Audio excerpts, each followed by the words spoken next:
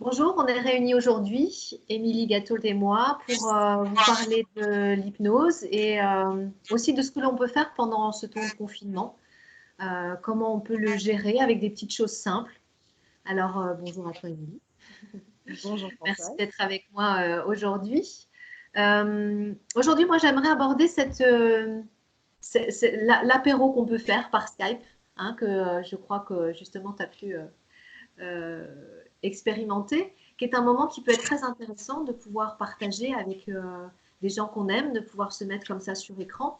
Euh, et en même temps, je mettrais juste sur le côté après. C'est-à-dire que ça, c'est un moment qu'on partage. Et puis, je te demanderai d'en parler si tu veux bien après. Moi, je mettrais juste l'accent sur le fait qu'après, pour les personnes qui sont seules, c'est important de prévoir tout de suite quelque chose d'autre à faire qui leur plaise, que ce soit, j'en sais rien, se remettre dans un livre qu'ils aiment ou prévoir d'écrire ou de regarder un film, mais qu'ils aient déjà leur après pour quand ils appuient sur la touche fin, que ça ne soit pas un arrêt soudain. Voilà, D'accord. je vais avoir ton avis par rapport à tout ça.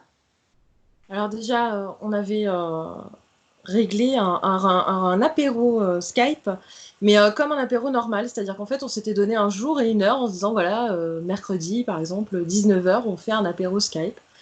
Et nous étions trois couples et chacun de notre côté, on avait prévu notre petit apéro comme un vrai apéro. Donc on avait nos boissons, etc., nos amuse-bouches, popcorn, etc. Et on a fait un apéro comme si les autres étaient là, en fait. Pour certains, ils étaient installés à leur table de salle à manger. Nous, par exemple, nous étions dans le salon et l'ordinateur était posé sur la table basse, comme si les convives étaient en fait en face de nous. Donc, j'ai trouvé ça assez sympathique parce que c'était un peu sur le même principe, même s'ils n'étaient pas là en 3D, du moins ils étaient là en son et en image. Est-ce que Euh, tu as l'impression que l'écran était là ou est-ce qu'à un moment tu l'as oublié? à un moment, on l'a oublié. Ouais, Au comme début, s'ils on étaient était... là.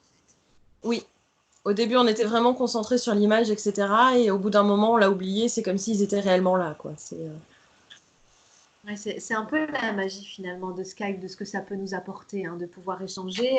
Parfois, le fait simplement de se dire qu'on peut voir les gens qu'on aime en direct, ça peut être aussi un moment apaisant et rassurant par Tout rapport à à fait. nous. Je trouve que l'idée de Skype, c'est pas mal parce que du coup, on voit les gens et on voit vraiment s'ils vont bien ou pas.